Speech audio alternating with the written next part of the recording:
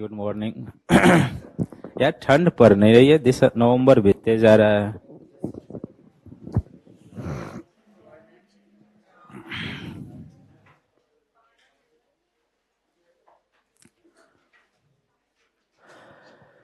तो कल जो लास्ट में 10 मिनट चर्चा हुआ था क्लास में, उसको घर पे जाके लिखे या नहीं लिखे? सागर का जो मंडल था वो।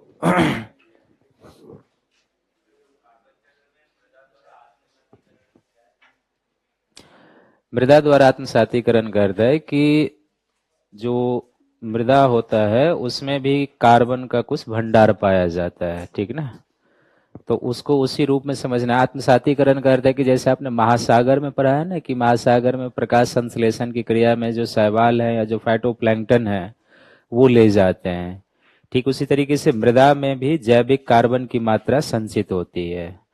तो वो आगे आप जब आर्द्र भूमि पढ़ेंगे तो उसमें भी आएगा कि एक पीटलैंड के बारे में हम लोग पढ़ते हैं। पीटलैंड जो होता है वो बहुत बड़ा कार्बन का भंडारक होता है। तो वो जो है सो यूज करते हैं, उसमें कुछ ऐसे सूक्ष्म जीवी होते हैं जो मृदा में कार्बन को ले जाते हैं। तो ऐसे भूमि जिसमें कार्बन हो, या जैसे एक होता है परमाफ्रास्ट कंडीशन का क्षेत्र होता है। परमाफ्रास्ट कंडीशन हम लोग कहते हैं कि जहां पर हमेशा हिम ढका रहता है, जैसे रूस के साइबेरिया का रीजन है, हम लोग उसको परमाफ्रास्ट कंडीशन कहते हैं। तो जो आइस लेयर होता है उसके नीचे में भी कार्बन और मीथेन दबे होते हैं, और आइस लेयर अगर मेल्ट होता है तो वो भी कार्बन और मीथेन को क्या करेगा, बाहर निकालता है। तो वहां पर मूल अर्थ यही है कि जो मृदा में संचित कार्बन की मात्रा है उसको हम लोग जैविक कार्बन भी कहते हैं और मृदा द्वारा आत्मसातीकरण कहेंगे। कल जो क्लास हुई थी उसको एक बार हम लोग रिपीट कर लेते हैं, और मुझे लगता है कि आप ही लोग रिपीट कर दें तो ज्यादा बढ़िया होगा। क्या सब कल क्लास हुई थी? हम लोगों ने शुरुआत किया था जैव भू रसायन चक्र से शुरू किया था। तो उसमें सभी चक्र के बारे में हम लोगों ने पढ़ा था कि जो जल चक्र होता है वो कैसे काम करता है। दूसरा हम लोगों ने पढ़ा था उसमें कार्बन चक्र के बारे में। तीसरा नाइट्रोजन चक्र, चौथा ऑक्सीजन चक्र, फिर फास्फोरस और सल्फर चक्र के बारे में। तो दो मेन चक्र है जिसे हमें ध्यान में रखना है, एक कार्बन चक्र है और दूसरा क्या है, नाइट्रोजन चक्र है। बाकी एग्जाम में आने वाला नहीं है, लेकिन फिर भी क्या है, हमें याद थोड़ा सा रहना चाहिए। उसके बाद चक्र समाप्त होने के बाद कुछ कुछ हम लोगों ने जो पीपीटी के था उसके थ्रू किया था कि कुछ पारिभाषिक शब्द सब थे उसमें, कि जो बायोटिक इंटरेक्शन होता है वो कैसे होता है, कितने प्रकार का होता है। उसके बाद हम लोग चले गए थे कुछ जो पारिभाषिक शब्द सब थे, जैसे कि पारिस्थितिकी निकेत क्या होता है, कुछ प्रजातियों का वर्गीकरण था कि कीस्टोन प्रजातियां क्या होती है, फाउंडेशन प्रजातियां क्या होती है, अम्ब्रेला प्रजाति क्या होती है। इस तरीके की चीजों के बारे में हम लोगों ने पढ़ा था। फिर उसमें एक इकोटोन था, इकोटाइप था, इकोक्लाइन था, कार्बन फुटप्रिंट था, इकोलॉजिकल फुटप्रिंट था। इस सब के बारे में कल हम लोगों ने अध्ययन किया था। फिर उसके बाद हम लोग कहाँ चले गए थे, टाइप्स ऑफ इकोसिस्टम के बारे में चले गए थे। तो पारिस्थितिक तंत्र को हम लोगों ने पहले क्या किया था, जीवों के आवास के आधार पर दो भागों में बांट लिया था। एक क्या था, स्थलीय पारिस्थितिक तंत्र था, और दूसरा क्या था, जलीय पारिस्थितिक तंत्र था। स्थलीय पारिस्थितिक तंत्र को भी जीवों के आवास के आधार पर हमने कुछ उदाहरण ले लिए थे कि पर्वतीय पारिस्थितिक तंत्र हो सकते हैं, मरुस्थलीय हो सकते हैं, वन पारिस्थितिक तंत्र हो सकता है, घास मैदान हो सकता है, कृषि का क्षेत्र हो सकता है। घास मैदान में भी हम लोगों ने चर्चा की दो तरीके का हो सकता है, एक उष्णकटिबंधीय घास हो सकता है और दूसरा क्या हो सकता है, शीतोष्ण घास के मैदान हो सकते हैं। मरुस्थल भी दो तरीके के होते हैं, जिसमें एक ट्रॉपिकल डेजर्ट होता है, एक टेम्परेट या शीतोष्ण मरुस्थल कहेंगे। और उसके बाद हम लोग वन पारिस्थितिक तंत्र को हम लोगों ने क्या किया था कि अगर वन पारिस्थितिक तंत्र में जो समान जलवायु दशाएं हो, उसमें अगर हम पादप और जंतु समुदाय का अध्ययन करते हैं तो उसको हम लोग क्या कहेंगे, बायोम कहते हैं। बायोम पर आज चर्चा भी होगी कि बायोम क्या होता है, क्या उसकी विशेषताएं होती है। उसके बाद हम लोग कहाँ चले गए थे, जो आवास के आधार पर दूसरे पारिस्थितिक तंत्र के प्रकार थे, उसमें था एक जलीय पारिस्थितिक तंत्र। तो जलीय पारिस्थितिक तंत्र को हम लोगों ने लवणता के आधार पर बेसिकली डिवाइड किया था, कि जहां पर लवणता जल का 5 पीपीटी से कम होगा वो क्या होगा, फ्रेश वाटर सिस्टम होगा, और जहां पर 5 से 35 के बीच या उससे अधिक होगा उसको हम लोग क्या कहेंगे, लवण जल पारिस्थितिक तंत्र कहेंगे। तो स्वच्छ जल पारिस्थितिक तंत्र को भी हम लोगों ने दो भागों में बांट लिया था, एक था क्या, स्थिर जल पारिस्थितिक तंत्र, और दूसरा क्या था, प्रवाहित जल। तो स्थिर में जैसे तालाब है, झील है, सरोवर है, इस तरीके के जो सिस्टम है वो हो जाएंगे।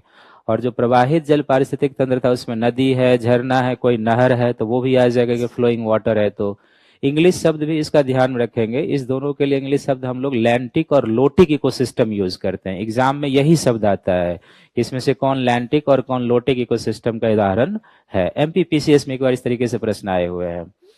उसके बाद हम लोग कहाँ चले गए थे, लवन वाले में। तो लवन को भी हम लोगों ने क्या कर लिया था, दो वर्गों में कर लिया था कि एक जो 5 पीपीटी से 35 पीपीटी में, तो दो तरीके का, एक जो है सो क्या था, सरोवर झील हो जाए, सागर हो जाए ना, और कुछ जो झीलें होते हैं उसमें भी उस तरीके का होता है। उसके बाद हमने क्या किया था कि महासागरीय पर्यावरण को लिया था हम लोगों ने, और महासागरीय पर्यावरण में हम लोगों ने क्या किया था, सबसे पहले उसका क्षेत्रीकरण कर लिया था। तो महासागरीय पर्यावरण का जो क्षेत्रीकरण हुआ था उसमें आपने देखा था कि पहले उसे दो प्रकार से किया गया है। एक क्या है, उसमें पैलेजिक बायोम है या पैलेजिक मंडल है, और दूसरा क्या है, नितलस्थ मंडल है। पैलेजिक बायोम का अर्थ होता है सागर का खुला क्षेत्र। ये पूरे जलीय क्षेत्र को व्यक्त करता है, सी सरफेस से लेके सी नितल तक के एरिया को। और नितलस्थ बायोम है जो मैरिन फ्लोर है उसके बारे में है वो। तो पैलेजिक बायोम को भी हम लोगों ने क्या किया था, दो भागों में बांट लिया था। एक प्रकाशित मंडल है और दूसरा क्या है, अप्रकाशित मंडल है। प्रकाशित यानी फोटोइक जोन को हम लोगों ने सी सरफेस से 200 मीटर तक की गहराई को लिया था, और 200 मीटर से नीचे का जो एरिया है बिल्कुल फ्लोर तक, वो क्या हो जाएगा, अप्रकाशित मंडल हो जाएगा। अप्रकाशित मंडल भी 4 जोन में बटा हुआ था। उसमें है ऊपरी पैलेजिक है, मध्य पैलेजिक है, गंभीर पैलेजिक है और अति गंभीर पैलेजिक है। और इधर से जब हम लोग नितलस्थ बायोम में गए थे तो इसमें सबसे पहले हमें वेलांचली मंडल मिला था जो हाई टाइड और लो टाइड के बीच का क्षेत्र होता है।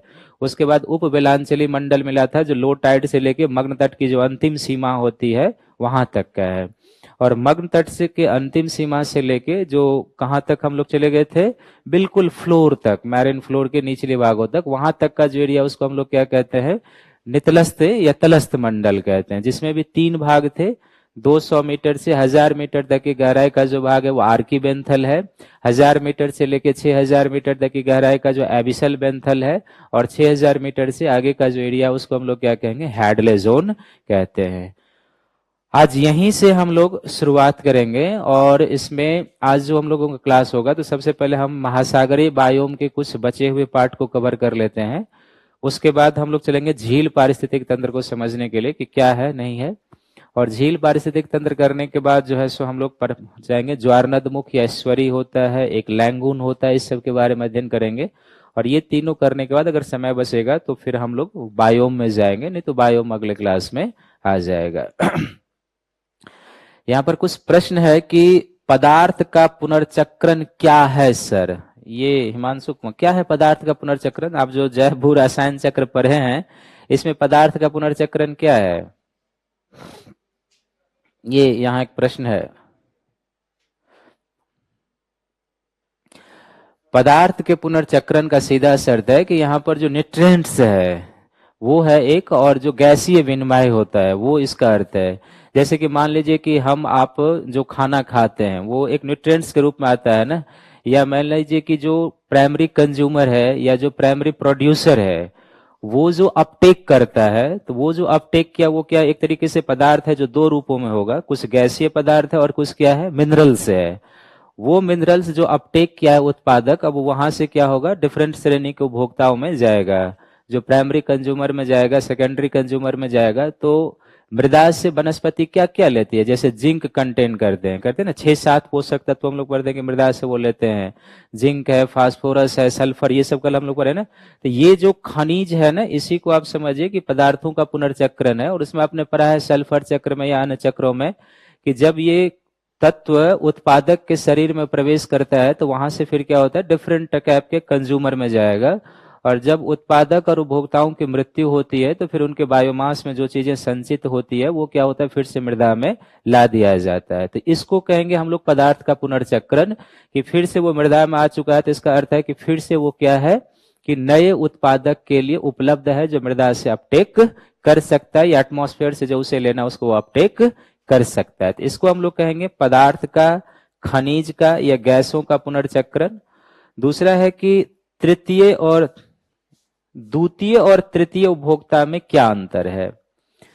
द्वितीयक उपभोक्ता जो होगा ये कई बार शाकाहारी और मांसाहारी भी हो सकता है, जैसे हम लोगों ने क्लास में चर्चा किया था कि जैसे, लेकिन वहां पर हमें ये ध्यान में रखना है कि जैसे गोरैया है या कुछ पक्षी होते हैं जो कभी कभी द्वितीयक उपभोक्ता के रूप में भी होते हैं और कभी कभी वो शाकाहार मांसाहार दोनों हो जाते हैं। लेकिन हमें ये ध्यान में रखना है कि जब वो शाकाहार है तो प्राइमरी कंज्यूमर हो जाएगा, और लेकिन जब वो मांसाहार है तो क्या हो जाएगा, सेकेंडरी कंज्यूमर हो जाएगा। तो द्वितीयक उपभोक्ता में आप ये ध्यान में रखेंगे कि वो कई बार शाकाहार मांसाहार हो सकता है, लेकिन जो तृतीयक कंज्यूमर होगा वो मांसाहार ही होगा, वो शाकाहार नहीं हो सकता है, क्योंकि तृतीयक कंज्यूमर या तो सेकेंडरी पर डिपेंडेंट होगा या फिर किस पर होगा, प्राइमरी पर होगा। वो प्राइमरी उत्पादक से फीड नहीं लेगा, तो इसलिए ये मांसाहार ही होगा, ये ध्यान में रखेंगे। एक प्रश्न और है कि कवक और बैक्टीरिया जो है सो पदार्थ के पुनर्चक्रण में कैसे भाग लेते हैं। अब ये कैसे दिखाया जा सकता है, इसका जो कॉन्सेप्ट है हमने यही बताया था कि कवक और बैक्टीरिया जो है ये क्या करते हैं कि जब हम जिंदा, कोई जीव जिंदा भी है या जब मरते हैं तो हमारे बायोमास में जो कार्बनिक पदार्थ संचित होता है, जिसको हम लोगों ने बायोमास कार्बन के रूप में लिया है, उससे वो कुछ आहार के रूप में ग्रहण करते हैं और बाकी बचे हुए भाग को अपघटित करके क्या करते हैं, मृदा में शामिल करते हैं। तो वो एक तरीके से चक्रण है जो फिर से मृदा में आ जाता है। तो इसलिए हम लोग इसको क्या कहते हैं, पदार्थों का पुनर्चक्रण करने वाले कहते हैं। जबकि इन्होंने लिखा है कि जबकि केचुआ नहीं है, केचुआ पदार्थों को, मरे गरे पदार्थों को खाता है, उसको आप जैसे आप यूज सोच रहे होंगे कि मिट्टी को रिफाइंड करता है, लेकिन उस रूप में वो पदार्थों का पुनर्चक्रण नहीं करता है कि वो खा के अपने शरीर से कुछ वैसा नहीं करता है। तो कवक और बैक्टीरिया को ये समझना है कि वो जो बायोमास है उससे कुछ लेगा और बाकी बचे को क्या करता है, डिकम्पोज। जैसे कल नाइट्रोजन चक्र में बहुत सारी चीजों की चर्चा हुई थी ना, कि जो जैविक नाइट्रोजन से अमोनिया बनता है, तो जैविक नाइट्रोजन से अमोनिया बनने में भी कई सूक्ष्म जीवाणुओं का काम है जो वो कन्वर्ट करते हैं अमोनिया फिर नाइट्रेट और नाइट्रेट में ले जाने में। तो उस प्रोसेस को यदि आप समझ गए हैं तो फिर आप समझ जाएंगे कि किस तरीके से पदार्थों का पुनर्चक्रण होता है और कौन उसमें भाग ले रहे हैं। कल जितना भी चाहे जैविक नाइट्रोजन बनना हो, कुछ सूक्ष्मजीवी ही कर रहे थे। अगर अमोनिया जैविक नाइट्रोजन से अमोनिया बनना हो, वो भी सूक्ष्मजीवी ही कर रहे थे। और अमोनिया से अगर नाइट्रेट और नाइट्रेट में जाना हो तो वो भी क्या हो रहा था, सूक्ष्म जीवाणुओं के द्वारा ही हो रहा था। हाँ है, उसमें भी एक एनरोबिक कंडीशन होता है, वो आगे हम लोग पढ़ेंगे जब अपशिष्ट मैनेजमेंट सब आएगा तो उसमें वो चर्चा होगा। तो कल महासागरीय पर्यावरण पढ़ रहे थे। अब दो तीन चीजें यहां से है जो हमें समझना है ध्यान से देखिए आप। महासागरीय पर्यावरण जो होता है इसमें जीवन किस पर निर्भर करेगा, एक ये चीजें हमें जाननी है। और दूसरा हमें जानना है कि महासागरीय पर्यावरण में हमें किस प्रकार के जीव मिलते हैं। ये दो सेगमेंट इसमें बचा हुआ है, आपको लिखना नहीं है, बस इतना ही चीजें हैं जो पीपीटी के थ्रू आपको समझना है, क्योंकि फैक्चुअल है तो हमने सोचा कि आपको बता दिया जाए। ये तो आप लिख ही लिए होंगे। महासागरीय पर्यावरण में हम लोगों ने देखा है कि जिस तरीके से गहराई बढ़ती है तो फिर क्या होगा महासागरीय पर्यावरण में, कि गहराई बढ़ने के साथ साथ क्या होती है कि कुछ कुछ चीजें परिवर्तित हो जाती है। आप समझने के लिए आप ये समझिए कि एक महासागरीय पर्यावरण है और मान लीजिए कि ये सी लेवल है। तो महासागरीय पर्यावरण में जो जीवन की परिस्थितियां होती है या जीवन निर्भर करता है किस किस फैक्टर पर, तो सबसे पहला फैक्टर होता है कि सौर प्रकाश कितनी गहराई तक पहुंच पाएगी, पहला फैक्टर सबसे निर्धारित करेगा। क्योंकि ये हमेशा ध्यान में रखना है कि किसी भी पर्यावरण में जीवों की जो विविधता होगी वो निर्भर करेगी प्राइमरी प्रोड्यूसर पर, क्योंकि वो भोजन निर्माण करने वाला है। उसको अगर सब कुछ मिल रहा है तो उस पर रहने वाले जीव जो है हमको मिलेंगे। तो महासागरीय पर्यावरण का जो प्राइमरी प्रोड्यूसर है वो कौन सा है, एक है शैवाल और दूसरा कौन सा है जिसको हम लोग फाइटोप्लैंक्टन या प्लैंक्टन कहते हैं। ये दो इसका क्या है, प्राइमरी प्रोड्यूसर है। और ये फोटोसिंथेसिस करने वाला है तो इसके लिए प्रकाश की उपलब्धता क्या है, जरूरी है। तो पहला क्या है कि महासागरीय पर्यावरण में जीवन सौर प्रकाश की पहुंच पर निर्भर करेगा। दूसरा, इसमें जो घुलित ऑक्सीजन की मात्रा होती है वो निर्भर करेगा, क्योंकि श्वसन के लिए बहुत सारे जीवों के लिए जरूरी होता है।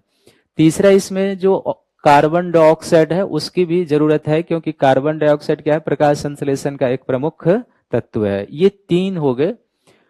इसके अलावा चौथा जो होता है वो होता है कि महासागरों में जो महासागरीय जलधाराएं आपने पढ़ाई की होगी, महासागरीय जलधाराएं भी सागरीय जीवन को प्रभावित करते हैं, क्योंकि जलधाराओं के माध्यम से जो न्यूट्रिएंट्स होते हैं वो एक जगह से दूसरी जगह ट्रांसफर होते रहते हैं। जैसे अभी आप पढ़ेंगे, जैसे ये जो प्लैंकटन है, इनमें के अपने शरीर में कुछ नहीं होता है गति करने के लिए, ये बेसिकली जलधाराओं और तरंगों के सहारे ही एक स्थान से दूसरे स्थान को मूव करते हैं।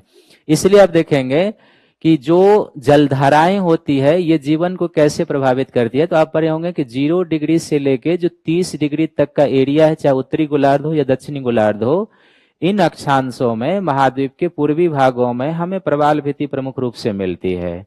और इसका रीजन कई सारा है, लेकिन एक कारण यह है कि यहाँ पर सागर की जो वार्म ओशियन करंट प्रवाहित होती है वो सागर की लवणता को और टेम्परेचर को अनुकूल दशाएं बनाई रखते हैं, जिसके कारण यहाँ पर इनका विकास होता है।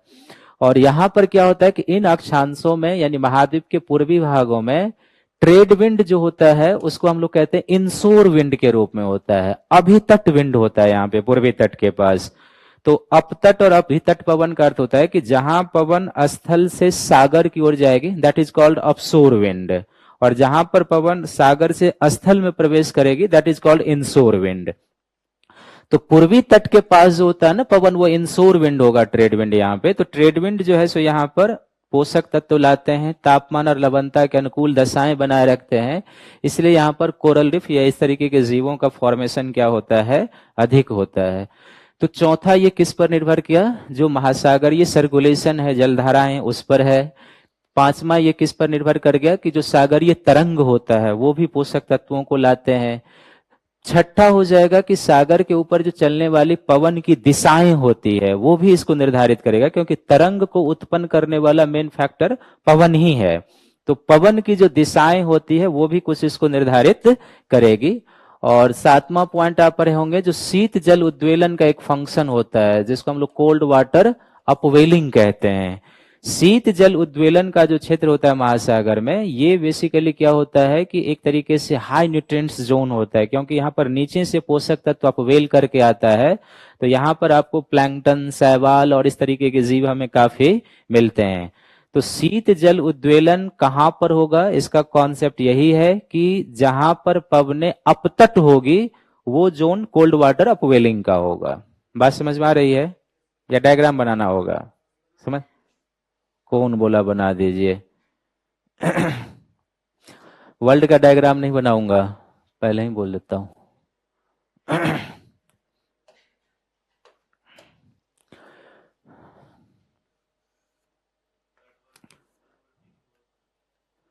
हाँ, तटवर्ती और सुदूरवर्ती भी बोला जा सकता है।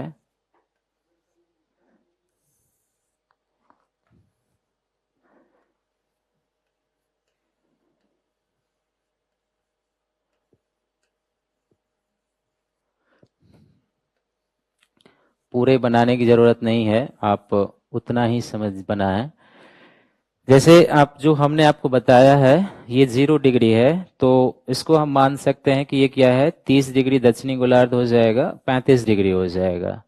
ये भी 23 डिग्री से लेके क्या हो जाएगा, 35 डिग्री का है। यहाँ पर आप पढ़े होंगे कि हाई प्रेशर बेल्ट है, और यहाँ पर भी क्या है, एक हाई प्रेशर बेल्ट है, यहाँ पर लो प्रेशर है। इस हाई प्रेशर से इधर की ओर जो पवनें चलती है that is called trade wind, इसको हम लोग उत्तरी गोलार्ध की ट्रेड विंड कहेंगे।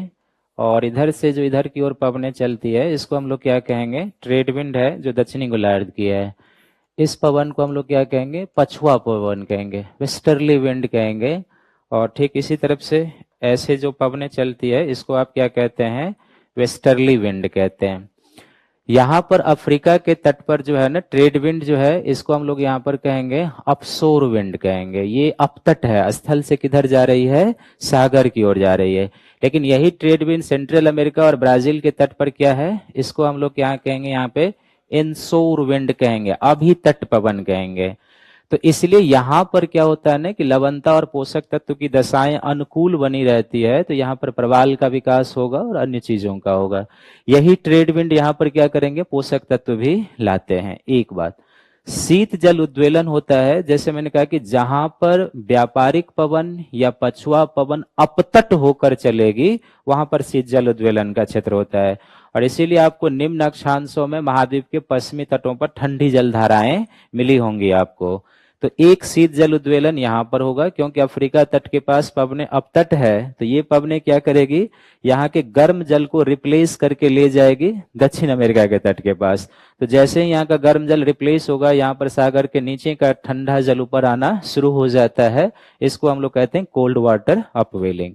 एक यहाँ पर होगा, एक यहाँ जोन बनेगा कोल्ड वाटर अपवेलिंग का, एक यहाँ जोन बनेगा कोल्ड वाटर अपवेलिंग का, एक यहाँ जोन बनेगा, एक यहाँ जोन बन जाएगा, क्योंकि पछुआ पवन भी यहाँ पर क्या है, अपतट है। तो इसका कॉन्सेप्ट यही ध्यान में आपको रखना है कि जहां पर व्यापारिक पवने या पछुआ पवने अपतट होगी, वहां पर शीत जल उद्वेलन होगा और वहां पर आपको महासागर में ठंडी जलधाराएं मिलती है। जैसे आप यहाँ पर पढ़े होंगे, बेंगुएला की ठंडी धारा है, कनारी की ठंडी धारा है, पेरू या हम्बोल्ट की ठंडी धारा है, कैलिफोर्निया की ठंडी धारा है। ऑस्ट्रेलिया के तट के पास यहाँ पर आ जाएंगे तो पश्चिमी ऑस्ट्रेलिया की ठंडी धाराएं मिलती है। तो ये 30 सबसे प्रमुख फैक्टर हो गया कि यहाँ पर भी क्या है कि पोषक तत्व अपवेल करके आता है, तो यहाँ पर जीवन जो है वो प्रभावित होता है। तो क्या क्या पॉइंट बताया, सौर प्रकाश की पहुंच और उपलब्धता, दूसरा घुलित ऑक्सीजन की मात्रा, तीसरा कार्बन की उपलब्धता, चौथा आपको क्या बताया, जो महासागरीय जलधाराएं हैं वो, जो सागरीय तरंग हैं वो, जो पवन का डायरेक्शन है वो। इसके अलावा क्या होता है कि महासागरीय जीव जो होते हैं ना, वो एक नियमित ताप के लिए अनुकूलित होते हैं, क्योंकि सागरीय जल का जो एनुअल दैनिक टेम्परेचर डिफरेंसेज होता है वो 1 डिग्री सेंटीग्रेड से भी कम होता है। तो इसका अर्थ है कि ऐसे जीव जो होते हैं वो एक निश्चित ताप के लिए अनुकूलित होते हैं। अगर उसमें बहुत जल्दी परिवर्तन हो जाए या सडन परिवर्तन हो तो वो उसको सहन नहीं कर पाएंगे। और सागर जल का जो गंधलापन होगा वो भी इसको प्रभावित करता है। तो ये ऐसे कारक हैं जो समुद्री जीवन को प्रभावित करते हैं। अब है कि इन कारकों के प्रभाव से हमें जो समुद्र में जीवन मिलता है या जो समुद्री जीव मिलता है, हम उन्हें 3 कैटेगरी में रखते हैं। और 3 कैटेगरी में जो समुद्री जीव को रखते हैं, तो उसमें एक होता है जिसको हम लोग कहते हैं प्लवक कहते हैं, दूसरा जो होता है उसको हम लोग तरनक कहते हैं, और तीसरे जो जीव की कैटेगरी होती है उसको हम लोग बेंथॉस कहते हैं। ये 3 कैटेगरी होते हैं सागरीय जीवों के, उनके आवास और उनकी जो चलन प्रणाली होती है उसके आधार पर। तो प्लवक जो होते हैं, सबसे पहले आप ये ध्यान रखेंगे कि प्लवक में गति करने के लिए कुछ भी अपना नहीं होता है। ये तरंगों के द्वारा या महासागरीय जलधाराओं के द्वारा एक जगह से दूसरे जगह रिप्लेस होंगे। प्लवक की उत्पादकता आर्कटिक और अंटार्कटिका का जो उप क्षेत्र होता है, जो ठंडे जल के क्षेत्र होते हैं, वहां पर प्लवक की उत्पादकता अधिक होती है। और प्लवकों में सबसे प्रमुख जिसका नाम है डाइटम हम लोग कहते हैं, ये प्रमुख होता है। कुछ कुछ और फैक्ट होगा जो भी आपको पीपीटी पर दिखा देंगे। क्या डाइटम इंग्लिश शब्द है, प्लवक भी जो फाइटोप्लैंक्टन जो हम लोग यूज करते हैं वही है ये। तरनक को नेक्टन भी कहेंगे। तरनक का अर्थ होता है कि ऐसे जीव जिनमें गति करने के लिए खुद कुछ है। बात समझ रहे ना, जैसे मछली है, तो मछली में क्या होता है कि उसके पूंछ होते हैं, उसके पंख होते हैं जो गति करने के लिए एक जगह से दूसरी जगह होता है। तो तरनक या नेक्टन ऐसे जीव को हम लोग कहेंगे कि जिसमें गति करने के लिए खुद कुछ न कुछ उसमें उपस्थित है। तो इसका अर्थ है कि इसके अंतर्गत जो है सो महासागर में गति करने वाले जो विभिन्न जीव होते हैं वो आ जाएंगे। जैसे मछली है, तो मछली भी 2 तरीके का होता है, एक जो होता है तलमज्जी मछलियां होती है और दूसरा डिमर्सल मछलियां होती है। डिमर्सल कहते हैं जो विभिन्न गहराइयों में सागर में होते हैं, और तलमज्जी जो बिल्कुल नीचे में हमें मिलते हैं। तो इसमें कई सारे जीव आ जाएंगे, जैसे डॉल्फिन है, सूस है, क्योंकि ये सब क्या है, इनमें अपने गति करने के लिए होते हैं। तो इनको हम लोग क्या कहेंगे, तरनक कहेंगे या नेक्टन कहते हैं। और बेंथॉस ऐसे जीव होते हैं जो बिल्कुल जो सागर का नितल होता है ना, जो कीचड़ होता है उसमें रहने वाले। गांव में कभी आपने फिशिंग किया है, वो कीचड़ में मछली पकड़ने वाला? कौन कौन किया है ये? हाँ, एक दो किया होगा जो गांव में रहता है। तो वो जो ऐसे जीव होते हैं जिनको बहुत ऑक्सीजन की जरूरत नहीं होती है, तो बिल्कुल आप देखो जैसे कछुआ सब होता है, वो क्या होता है कीचड़ में। कुछ ऐसी मछलियां होती है जो बिल्कुल कीचड़ में आपको मिलेंगे। तो जो बिल्कुल मैरिन फ्लोर वाले भाग में हमें मिलती है, दैट इज कॉल्ड बेंथॉस कहेंगे हम उसको। और सागर के विभिन्न गहराइयों में जो मिलते हैं जिनमें खुद तैरने की गति होती है, उसको हम लोग क्या कहते हैं, तरनक या नेक्टन कहेंगे। और जिनके पास खुद का कुछ भी नहीं होगा उसको हम लोग क्या कहते हैं, हाँ, उसको कहेंगे हम लोग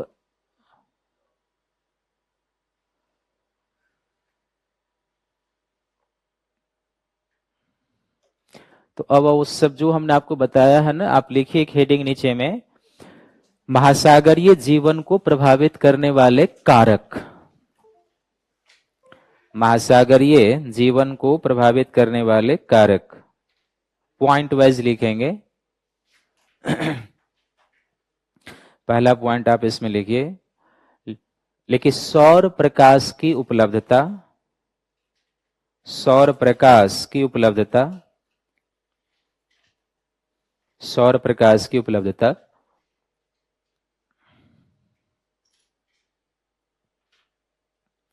हेडिंग होगा महासागरीय जीवन को प्रभावित करने वाले कारक, और इसमें पहला पॉइंट सौर प्रकाश की उपलब्धता। दूसरा, घुलित ऑक्सीजन की उपस्थिति, घुलित ऑक्सीजन की उपस्थिति,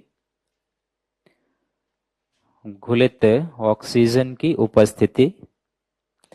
तीसरा पॉइंट, कार्बन डाइऑक्साइड की उपलब्धता, कार्बन डाइऑक्साइड की उपलब्धता, कार्बन डाइऑक्साइड की उपलब्धता। फिर नेक्स्ट पॉइंट लिखेंगे भूमंडलीय पवन की दिशाएं, भूमंडलीय पवन, ग्लोबल विंड, भूमंडलीय पवन की दिशाएं। फिर अगला पॉइंट लिखेंगे सागरीय तरंग, सागरीय तरंग। फिर अगला पॉइंट लिखेंगे महासागरीय जलधारा, महासागरीय जलधाराएं, महासागरीय जलधाराएं। फिर अगला लिखेंगे शीत जल उद्वेलन, कोल्ड वाटर अपवेलिंग, शीत जल उद्वेलन, कोल्ड वाटर अपवेलिंग। फिर अगला लिखेंगे जलीय जीवों के तापमान सहन करने की सीमा, जलीय जीवों के तापमान सहन करने की सीमा, तापमान सहन करने की सीमाएं। पैराग्राफ चेंज करके या एरो लेके लिखेंगे उसमें। लिखिए उपरोक्त सभी कारकों को ध्यान में रखते हुए, उपरोक्त सभी कारकों को ध्यान में रखते हुए, ध्यान में रखते हुए समुद्री जीवों के चलन प्रणाली, यानी चलने की जो स्थिति होती है, समुद्री जीवों के चलन प्रणाली, उपरोक्त सभी कारकों को ध्यान में रखते हुए समुद्री जीवों के चलन प्रणाली और उनके वास स्थान के आधार पर, और उनके वास स्थान के आधार पर, यानी जहां पे रहते हैं समुद्र में, वास स्थान के आधार पर समुद्री जीवों को 3 वर्गों में रखा गया है। समुद्री जीवों को 3 वर्गों में रखा गया है।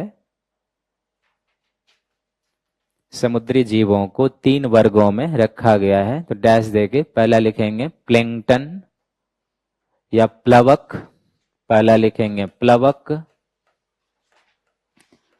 प्लवक। दूसरा लिखेंगे तरणक, प्लवक, तरणक। और तीसरा बेंथोस, प्लवक, तरणक और तीसरा हो गया बेंथोस। क्लियर है? अब आपको लिखना नहीं है, आप बोर्ड पे आ जाइए। सब इसमें लिखा हुआ है, कुछ फैक्चुअल चीजें हैं इसमें जो आपको ध्यान में रखना है। बेंथिक मंडल से आप बेंथोस शब्द याद रखेंगे तो वो ज्यादा बढ़िया होगा। समुद्री जीव, जैसे हमने जो लिखा है, तो यही 3 तरीके के ये होते हैं। एक प्लवक होता है, दूसरे हम लोग क्या कहते हैं, तरणक या नेक्टन कहेंगे, और तीसरे जो होते हैं उसको हम लोग क्या कहते हैं, बेंथोस कहते हैं।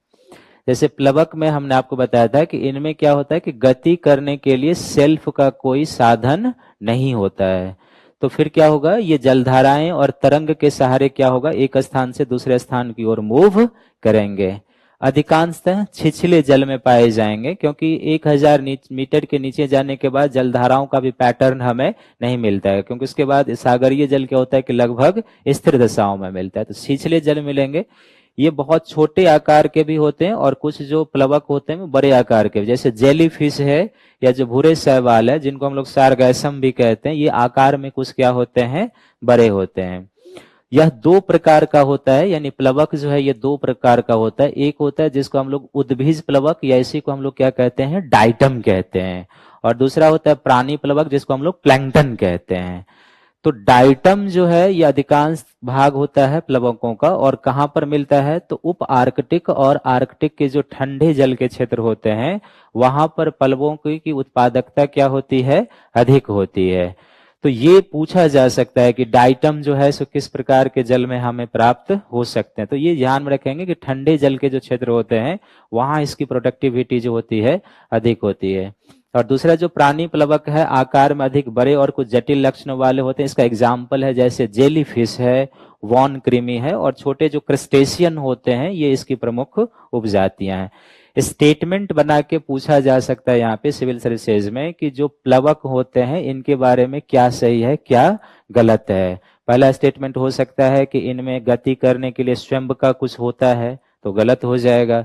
छिछले जल में मिलते हैं, ये सही हो जाएगा। वहां पर स्टेटमेंट हो सकता है अधिक गहरे जल में मिलते हैं। स्टेटमेंट बदल सकते हैं कि ये गर्म जल में मिलते हैं, लेकिन जबकि हमें ये कहाँ मिल रहे हैं, आर्कटिक और उप आर्कटिक रीजन सब में जो है सो ठंडे जल वाले क्षेत्र में मिलते हैं।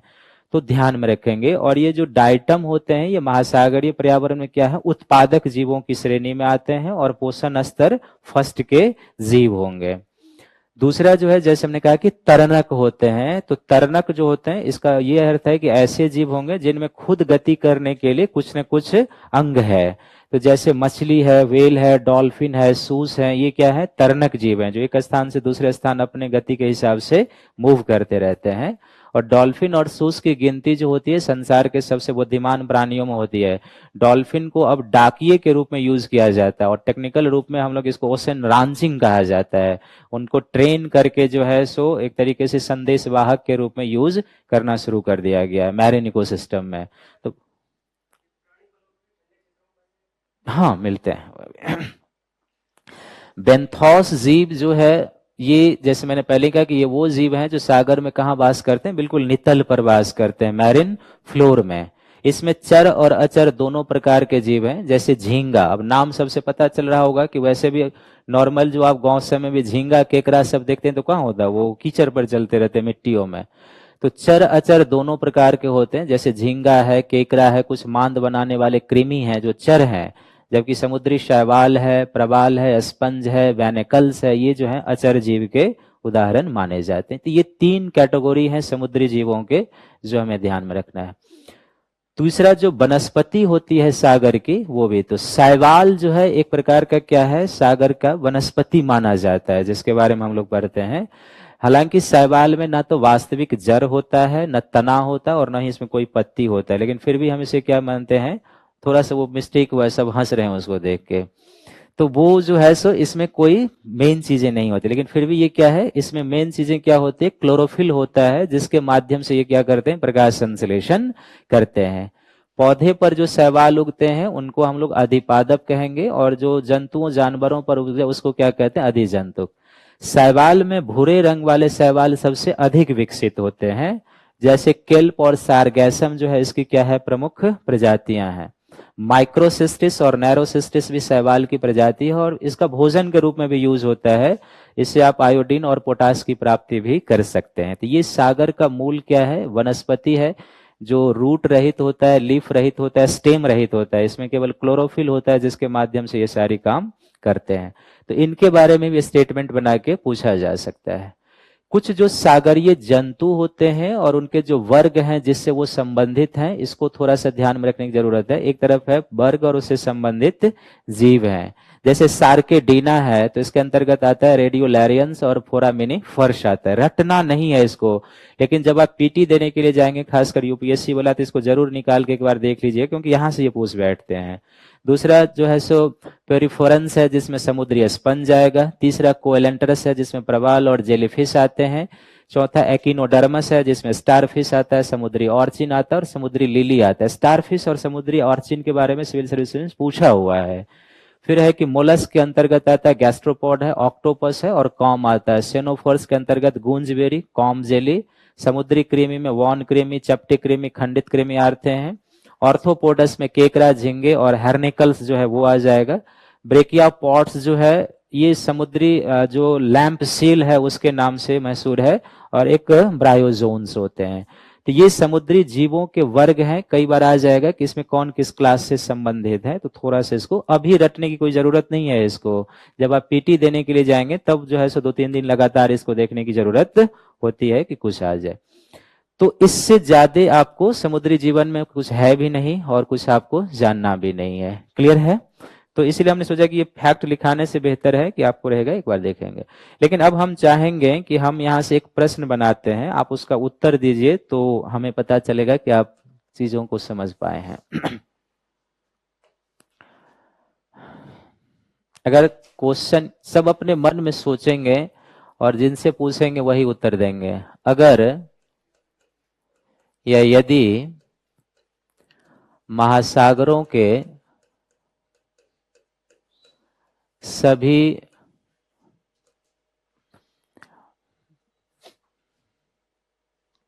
शैवाल समाप्त हो जाएं, एक इमेजिन करते हैं समाप्त हो जाएं, तो संभावित प्रभाव होगा।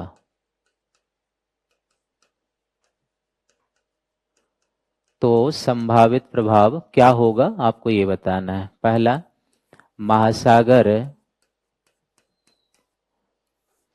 महासागर की अम्लीयता बढ़ेगी। थोड़ा सा ट्रिपिकल हो जाएगा क्योंकि अभी आप सभी पढ़े नहीं हैं। दूसरा, महासागर की CO2 सिंक बढ़ेगी। तीसरा हो जाएगा भूमंडलीय तापन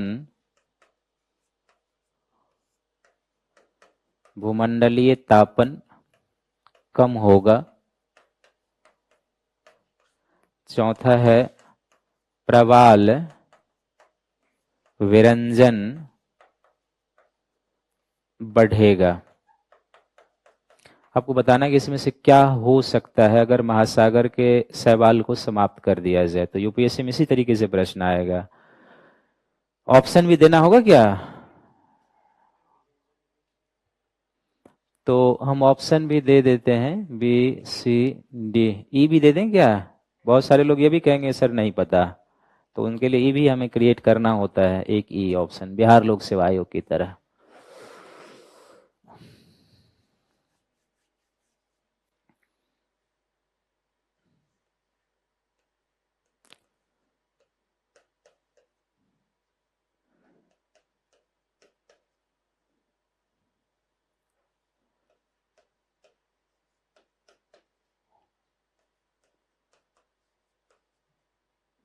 हम यहां रखेंगे ऑल ऑफ देम, थोड़ा सा अलग तरीके से ऑप्शन।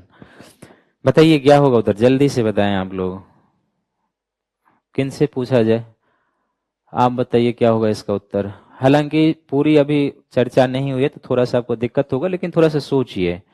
ए, ई। अच्छा जी, अलग जा रहे हो। क्या नाम हुआ आपका? पंकज हमेशा कीचड़ में ही खिलते हैं। आप बताइए। अब क्या मतलब, एफ भी ऑप्शन क्रिएट करना पड़ेगा जो आप ना कर रहे हैं। इसमें से कुछ बोलिए। विरंजन मीन्स नहीं पढ़ रहे हैं आपके वर्ल्ड ज्योग्राफी? प्रवाल पढ़ाई हुई है ना? विरंजन का अर्थ है प्रवाल का मर जाना। आप बताओ जी। हाँ आप। अब इतना देर से बताएंगे तो क्लास का टाइम ही निकल जाएगा। आप बताइए। ई। आप भी जारो, क्या नाम है? मैं सबका नाम लिखूंगा ताकि सब जाने कि कौन सही किया है कौन गलत किया है। आप बताओ जी। ई। अरे आपका नाम? स्क्वायर। आप? B, boy. मतलब बी फॉर बॉय ना, बताओ नाम। हर, तो फिर यहां पर एक करेंगे बाद में स्क्वायर क्यूब होते जाएगा। प्रकाश, तो पहले ना बोलना चाहिए जब इतना हो गया तब। अच्छा चलो प्रकाश। आप बताइए क्या होगा इसका उत्तर। हाँ आप ही बताइए। हाँ हाँ आप ही। इसमें क्या, क्यों आप नहीं बता सकते हैं क्या। सी। देखो एक नया आंसर आया। आपका क्या नाम हुआ। रेनू। आप बताइए। बी। कितने लोगों का नाम लिखेंगे, जगह भी कम हो जाएगा। अच्छा एक चीज बताओ आप, इसको यदि आप एक लाइन में सोच लेते तो दो आदमी का उत्तर तो सही है, हो जाता आपका सबका सही उत्तर। हमने पढ़ा है कि शैवाल जो है महासागर का प्राथमिक उत्पादक है, और जो प्राथमिक उत्पादक है वो प्रकाश संश्लेषण करेगा। आप लॉजिकली सोचते जाइए। तो वो अगर प्रकाश संश्लेषण करेगा तो प्रकाश संश्लेषण में क्या होता है, कार्बन खर्च होता है। कार्बन खर्च होगा, यहां तक ठीक है। अब आप सोचिए कि कह रहा है कि अगर सभी शैवाल खत्म हो जाएं तो क्या होगा। तो शैवाल खत्म हो गया तो इसका सीधा सा अर्थ है कि सागर की अम्लता बढ़ेगी नहीं, कम हो जाएगी। क्योंकि जब CO2 प्रकाश संश्लेषण में जाता है और ये H2O से रिएक्शन करेगा तो ये हमें कार्बोनिक एसिड प्रोड्यूस करता है। तो अगर शैवाल खत्म हो जाएगा तो महासागर का एसिडिफिकेशन क्या होगा, कम होगा, पहला। तो ये क्या हो गया, गलत। कार्बन सिंक बढ़ेगी। अब शैवाल ही खत्म हो गया तो महासागर में कार्बन तो जाएगा नहीं, तो कम होगा। तो ये भी क्या हो गया, गलत हो गया। भूमंडलीय तापन कम नहीं होगा, बढ़ जाएगा। क्योंकि अगर शैवाल जो वायुमंडलीय कार्बन को यूज कर रहे हैं वो नहीं यूज करेंगे तो नेट कार्बन वायुमंडल में क्या होगा, बढ़ता जाएगा। और कार्बन ग्रीन हाउस गैस है तो वो फिर क्या करेगा, भूमंडलीय तापन करेगा। तो ये आपका क्या हो गया, प्रवाल विरंजन बढ़ जाएगा। क्योंकि प्रवाल को आहार कहां से मिलता है, शैवाल से ही मिलता है। उसके शरीर में रहते हैं जिससे उनके शरीर में एनर्जी फ्लो होता है। तो प्रवाल विरंजन की घटनाएं क्या हो जाएगी, बढ़ जाएगी। तो केवल लॉजिक है इस पर सोचने वाली चीजें, बाकी आप सब जानते हैं। लॉजिक आप नहीं लगा इसीलिए गलत हो गया। तो ये प्रश्न तो यूपीएससी में इसी तरीके से आएगा, सोचने वाला होगा। आप चाहेंगे कि स्टेट लिख दे कि हाँ इसमें से कौन तैरने वाला है महासागर में, तो ये थोड़ा सा कठिन काम है। क्लियर है। नीचे में लिखेंगे झील पारिस्थितिक तंत्र। झील पारिस्थितिक तंत्र। जी बताइए।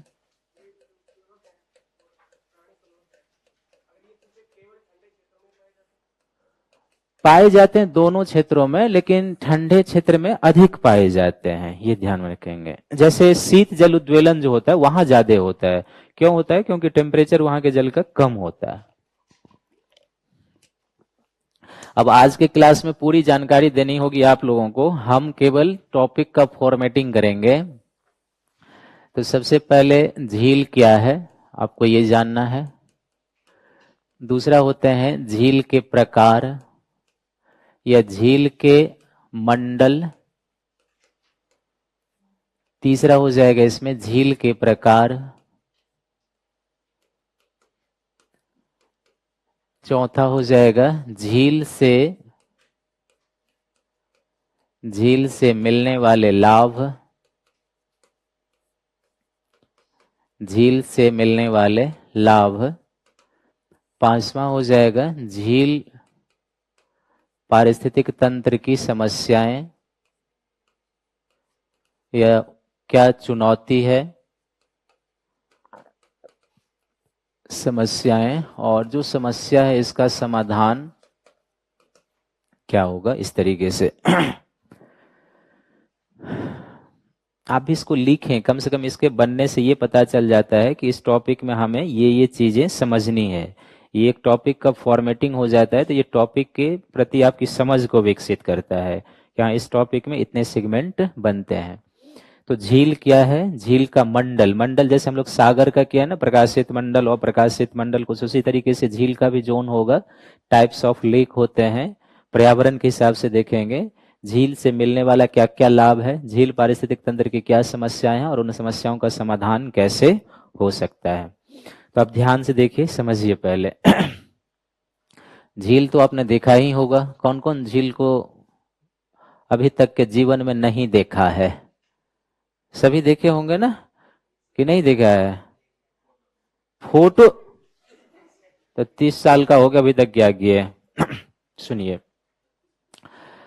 झील जो होता है ये जल के, आप ध्यान से सुनिए, झील जल के अस्थाई या अस्थाई स्रोत होते हैं, दोनों हो सकते हैं ये, क्योंकि झीलों का निर्माण होता है और झील धीरे धीरे क्या होते हैं, समाप्त भी हो सकते हैं। तो इसलिए क्या होता है कि ये अस्थाई और अस्थाई दोनों हो सकते हैं। जिस तरीके से मानव के जीवन का एक चक्र होता है, उसी तरीके से अगर आप भूगोल के हिसाब से जाएंगे तो झील जीवन के चक्र होते हैं। झील भी कई बार, कुछ झील या अधिकांश झील ऐसी होती है जो युवावस्था, प्रौढ़ावस्था और वृद्धावस्था से गुजरते गुजरते क्या होते हैं, वो लगभग समाप्त हो जाते हैं। विश्व में कई ऐसे झील हैं जो लगभग धीरे धीरे क्या हो रहे हैं, संकुचित होते जा रहे हैं, और कुछ दिनों के बाद हो सकता है कि वहां आपको झील का जल मिले ही नहीं। तो ये एक जीवन चक्र से गुजरते हैं। तीसरा, ये जो झीलें होते हैं बेसिकली क्या है कि जैसे मैंने कहा कि युवा अवस्था, प्रौढ़ावस्था, वृद्धावस्था से गुजरेंगे। ये अस्थाई इसलिए होते हैं क्योंकि जैसे मैंने पहले कहा कि ये बनते भी हैं और ये क्या हो सकते हैं, समाप्त भी हो सकते हैं। झीलों का जो बनना होता है, बेसिकली आप झीलों के बनने की प्रक्रिया को देखेंगे तो बहुत तरीके से बनते हैं। इसमें झीलों का निर्माण एक होता है विवर्तनिक प्रोसेस से। विवर्तनिक प्रोसेस में कई सारी झीलें आती हैं, जैसे कि आप देखेंगे एक इसमें आती है जिनको हम लोग कहेंगे कई बार ज्वालामुखी क्रिया से झील बनती है। जो ज्वालामुखी का मुंह होता है, क्रेटर धंस जाए तो उससे जो झील बनता है उसको हम लोग कॉल्डेरा लेक के नाम से जानते हैं, एक ये होता है। कई बार क्या होता है कि जब पर्वत निर्माण होता है तो वहां पर एंटीक्लिन्स और सिंक्लिन्स का निर्माण होता है। जो ऊपर उठा हुआ भाग होता है उसको अपनति कहते हैं, और जो नीचे धंसा हुआ भाग होता है उसको क्या कहते हैं, अभिनति कहते हैं।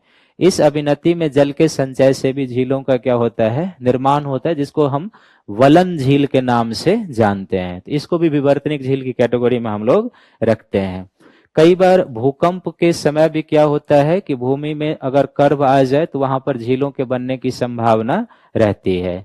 तीसरा और चौथा क्या होता है कि कई बार जो अगर भूपटपटी के चट्टानों में तनाव मूलक बल लगता है और चट्टानों में गैप आकर एक भ्रंश का निर्माण हो जाता है, तो वहां भी कई बार झीलों के बनने की संभावना होती है, जिनको हम लोग क्या कहते हैं, भ्रंश मूलक झील कहते हैं।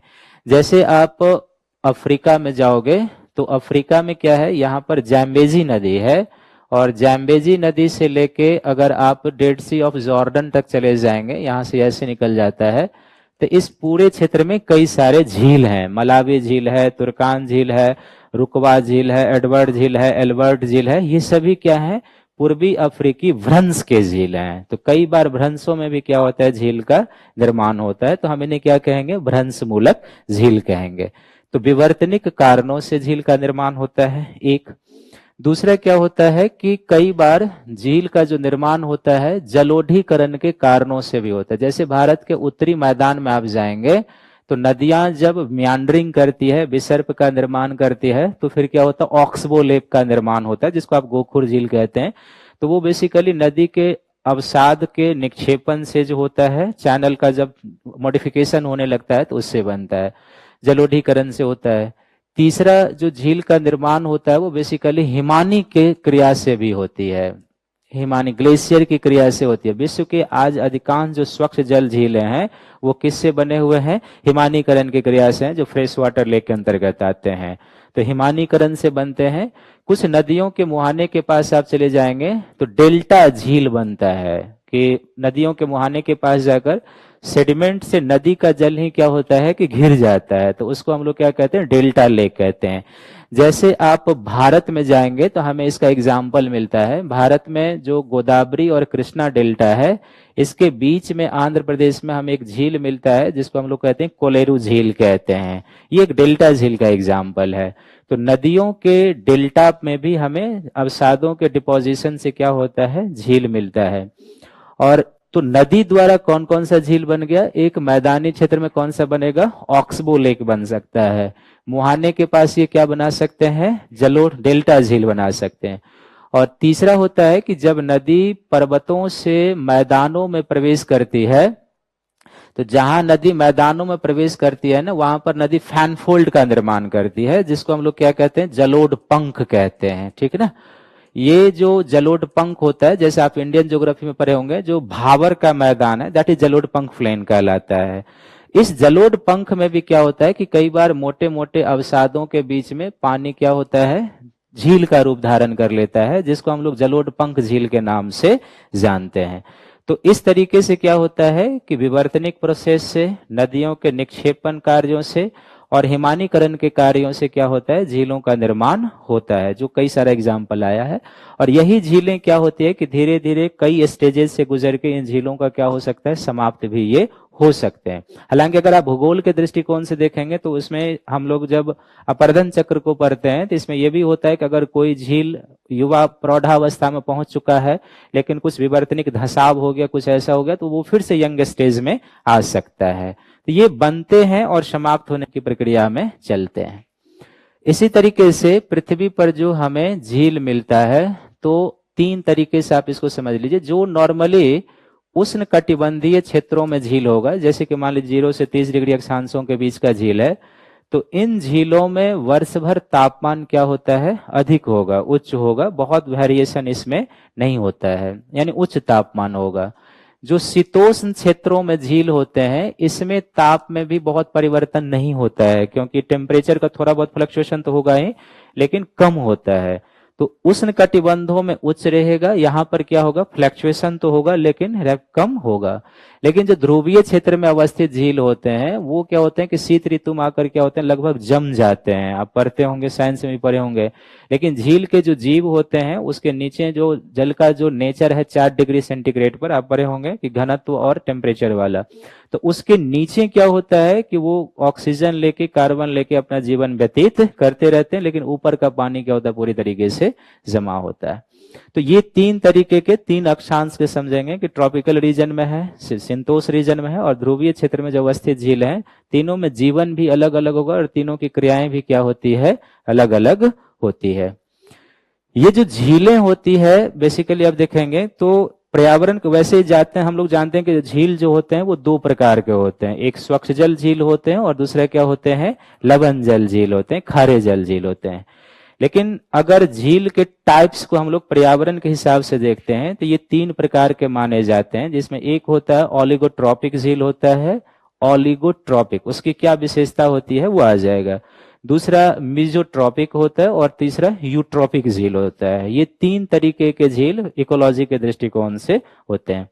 लेकिन कोई जो झील होता है उस झील का जो परिमंडल होता है या जो जलीय जोन होता है, जैसे कि आप मान लीजिए कि ये झील है एक, तो अगर हम इसका जोनिंग करते हैं ना, तो जैसे महासागर में आप ऊपर से नीचे गए हैं, ठीक उसी तरह से अगर झील में आप ऊपर से नीचे जाएंगे तो नॉर्मली जो तट से लगा हुआ और ऊपरी भाग होता है इसको हम लोग यहाँ पर कहते हैं वेलांचली मंडल कहते हैं। क्या कहेंगे इसको, वेलांचली मंडल कहते हैं। जैसे आपने सागर में देखा था कि जो तट से लगा हुआ प्रकाशित भाग है वो क्या था, वेलांचली मंडल था। इसके नीचे का जो भाग होता है झील में, इसको हम लोग कहते हैं लिम्नेटिक मंडल कहते हैं, लिम्नेटिक जोन कहेंगे, या इसको हम लोग लिम्नेटिक मंडल कहते हैं। लिम्नेटिक मंडल के नीचे जो झील का एरिया होता है उसको हम लोग कहते हैं प्रोफंडल कहते हैं। प्रोफंडल, प्रोफंडल जोन होता है या प्रोफंडल मंडल कहते हैं। और सबसे नीचे का जो जोन झील का होता है उसको हम लोग जैसे नितलीय या बेंथोस जो आप कहते हैं वो हो जाएगा, यानी कि इसका एरिया जो होता है ये नितलीय होता है। नॉर्मली जो वेलांचली मंडल है झील का, ये कैसा जोन होगा, ये ऊपर वाला है, सतह वाला पार्ट है। तो ऑब्वियसली अगर ये सतह वाला पार्ट है झील का तो यहाँ पर किसकी किसकी उपलब्धता होगी, O2 की उपलब्धता होगी ना। O2 की उपलब्धता के साथ किसकी उपलब्धता होगी, CO2 की उपलब्धता होगी। CO2 के साथ यहाँ पर क्या है, प्रकाश की भी उपलब्धता होगी, सौर प्रकाश की भी उपलब्धता होगी। तो यहाँ पर हमें क्या होगा, जैव विविधता प्रचुर मात्रा में मिलेगा। जो झील का ये जोन होगा यहाँ पर क्या होगा, हमें जैव विविधता अधिक मिलेगी, क्योंकि यहाँ पर जीवन के लिए अनुकूल दशाएं होती है, तो यहाँ पर बायोडायवर्सिटी क्या होगा, अधिक होगा। जो लिम्नेटिक मंडल होता है झील का, इसके तुलना में क्या होगा, थोड़ा सा कम होगा, क्योंकि अब जब हम जैसे जैसे नीचे जाएंगे तो ऊपरी तुलना में ऑक्सीजन की पहुंच कम होगी, कार्बन की पहुंच कम होगी, तो फिर क्या होगा, जीवन की विविधताएं हमें कम मिलेगी। लेकिन अभी भी यहां पर क्या होगा, मिलेगा। तो ये भी क्या होता है कि थोड़ा सा गर्म एंड प्रकाश वाला क्षेत्र होगा, गर्म और प्रकाश वाला, और इन्हीं क्षेत्रों में हमें शैवाल मिलेगा। जो झील का एरिया है तो शैवाल मिल सकता है, प्लैंकटन यहाँ पर मिल सकता है, ऊपरी भागों में भी ये मिलेंगे, लेकिन इस जोन में भी मिलेगा। जो प्रोफोंडल मंडल होता है किसी भी झील का, तो अब यहाँ पर क्या होगा कि ये गहराई का क्षेत्र होते जा रहा है, तो यहाँ पर ऑक्सीजन कम हो जाएगा, कार्बन कम हो जाएगा, तो वनस्पति सब की मात्रा क्या होते जाएगी, कम हो जाएगी। यानी कि यहाँ पर प्रकाश कम है, प्रकाश कम है, CO2 कम है, O2 कम है, तो फिर क्या हो जाएगा, जो जीवन है वो क्या हो जाएगी, कम होते जाएगी। और नितलस्थ जो है बिल्कुल एक तरीके से झील में भी क्या हो जाएगा, अंधकार जोन हो जाएगा, एक तरीके से डार्क जोन का है ये एरिया हो जाएगा।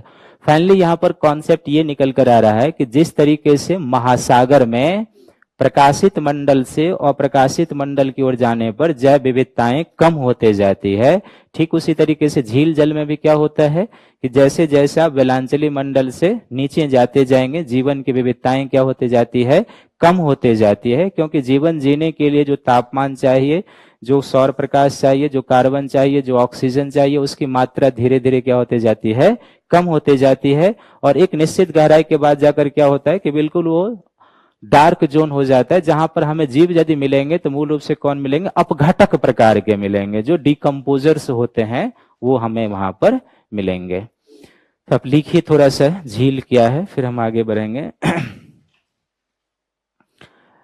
लिख लिए हैं क्या, या लिखाना पड़ेगा?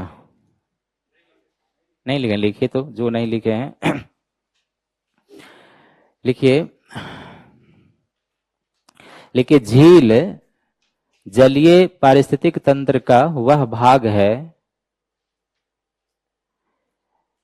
झील जलीय पारिस्थितिक तंत्र का वह भाग है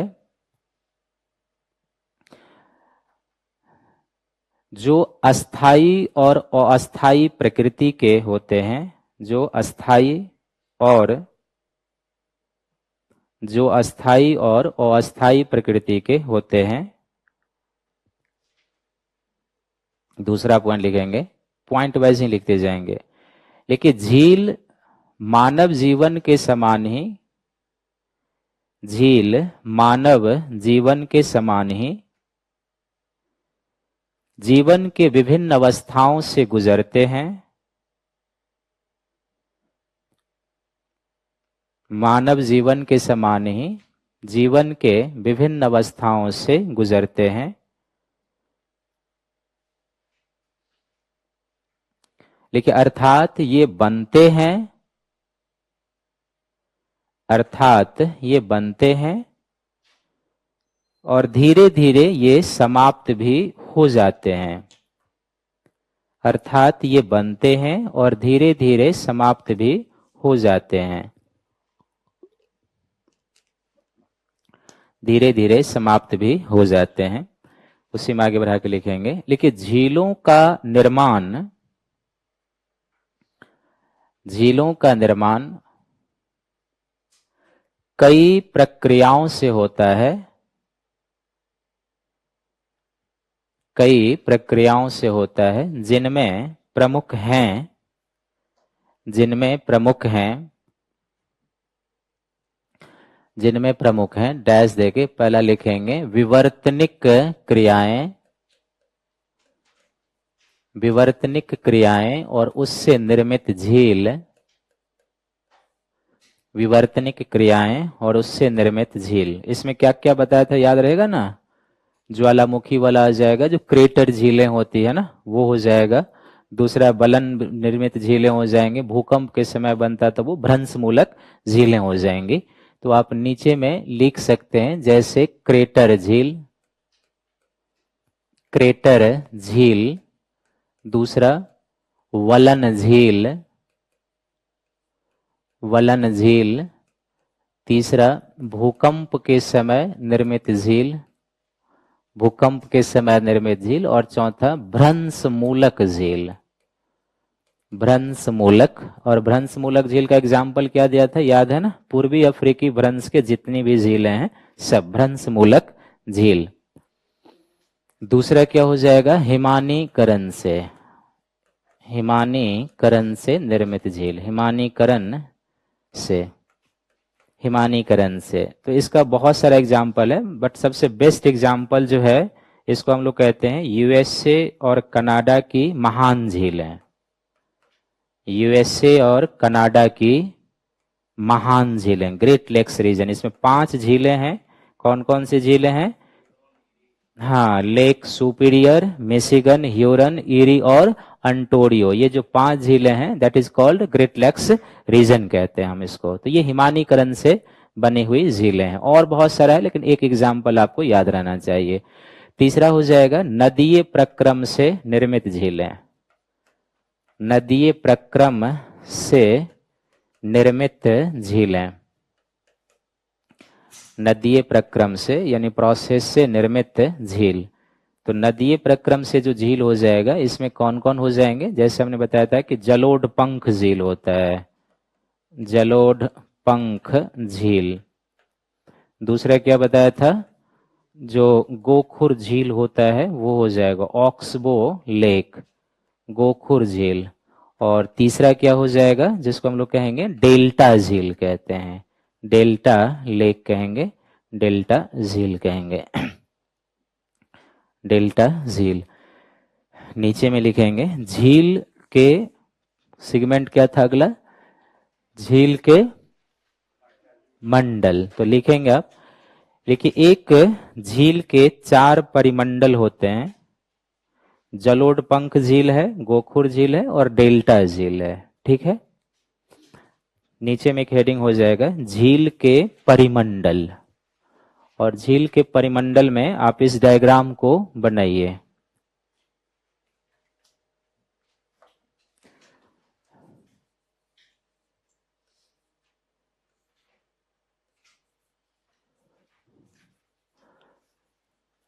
और उसमें डायग्राम के साथ जो लिखा हुआ है वही लिखेंगे, वेलांचली मंडल है, लिमनेटिक है, प्रोफोंडल है और नितलीय है।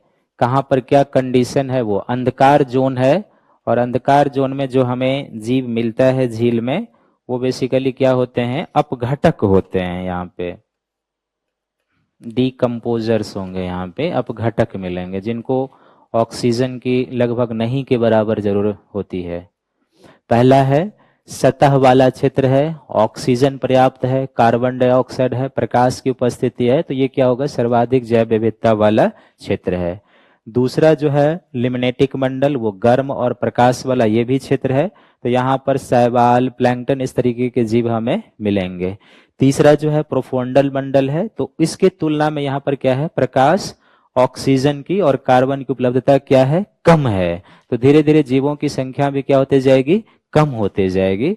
और नितलस्थ है जो बिल्कुल कीचड़ वाला क्षेत्र है, उससे लगा हुआ मंडल अंधकार जोन है, यानी कि सौर प्रकाश की उपस्थिति नहीं है, घुलित ऑक्सीजन नहीं होगा, कार्बन डाइऑक्साइड नहीं होगा, तो यहाँ पर जो जीव होगा वैसा ही हो सकता है जिसको ऑक्सीजन की कम जरूरत होती है, नहीं के बराबर, या डिकम्पोजर्स जैसे यहाँ पर मिलेंगे हमें।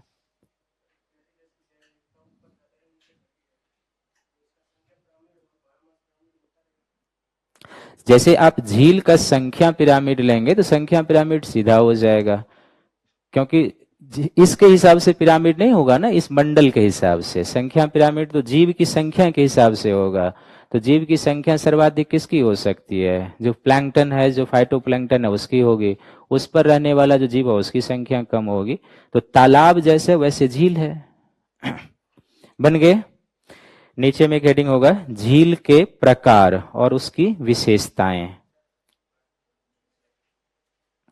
झील के प्रकार और उसकी विशेषताएं। ले अगला पेज हम, हो गया ना इसका। अब कोई कहते हैं ऊपर कीजिए, कोई कहते हैं नीचे कीजिए, तो मैं बीच का रास्ता निकाल देता हूं।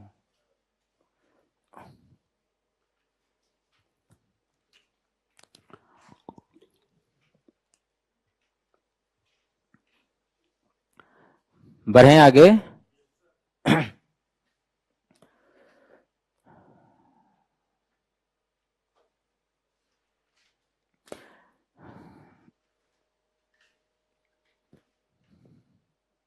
ले अगला पेज। तो नीचे में एक हेडिंग बनाइए, झील के प्रकार और उसकी विशेषता। झील के प्रकार और उसकी विशेषता। तो कितने प्रकार का झील आपको बताया था? 3 प्रकार का झील इसमें आपको बताया था। एक होता है इसमें, तो यहां पर जो 3 प्रकार होगा ना, उसको हम एक चार्ट के रूप में लेंगे, ठीक ना? ऐसे आप बनाएंगे। तो जो 3 प्रकार का झील था उसमें एक है ओलिगोट्रॉपिक, मीजोट्रॉपिक और यूट्रॉपिक। ओलिगो ट्रॉपिक,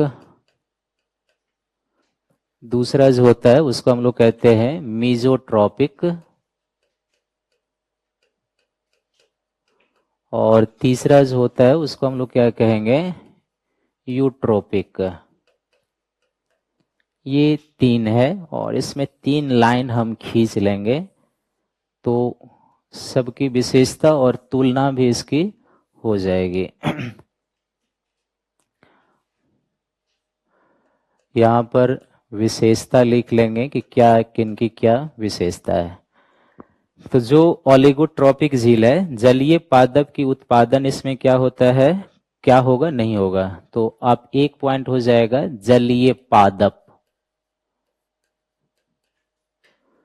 जलीय पादप। दूसरा जो सेगमेंट इसमें बनता है उसको हम लोग कहेंगे जलीय जंतु उत्पादन, जलीय जंतु उत्पादन।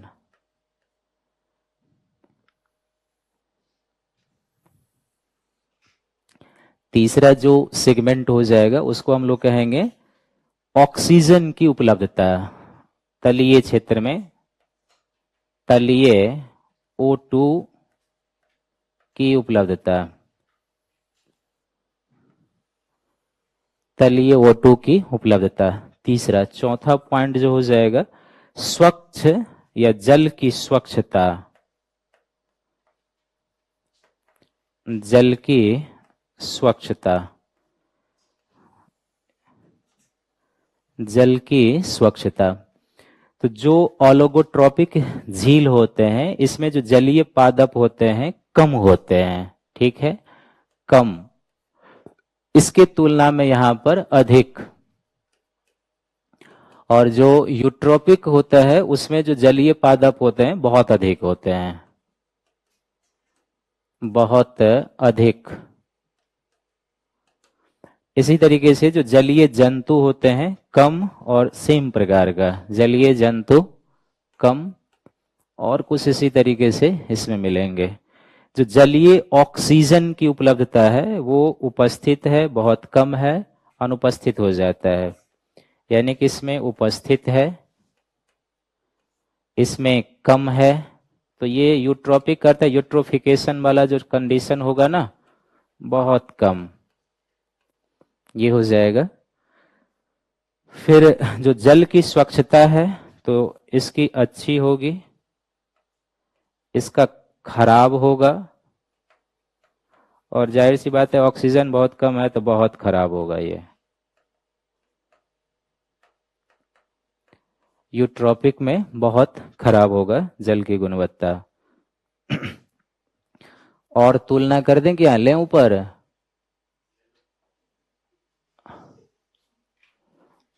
तो एक हो जाएगा पोषक तत्व,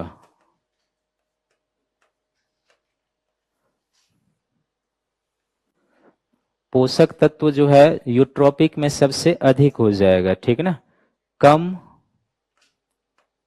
इसमें कम होगा ओलिगोट्रॉपिक में। मेसोट्रॉपिक में जाएंगे पोषक तत्व थोड़ा मध्यम होगा, और इसमें जाएंगे तो अधिक हो जाएगा, बहुत अधिक, तभी ये यूट्रोफिकेशन का शिकार हो रहा है, बहुत अधिक। पानी की पारदर्शिता किसकी अधिक होगी? पानी की पारदर्शिता,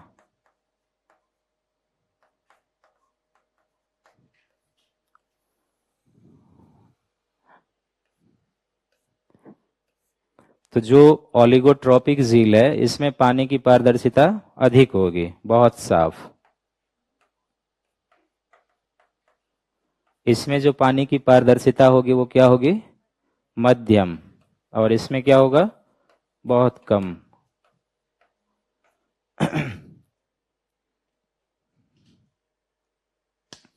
ये यूट्रोफिकेशन वाला स्थिति है, जो तीसरा है ना, यूट्रो। तुलना करके आ सकता है यहाँ पर प्रश्न कि किस झील की क्या विशेषताएं होती है, वो ध्यान में रखेंगे।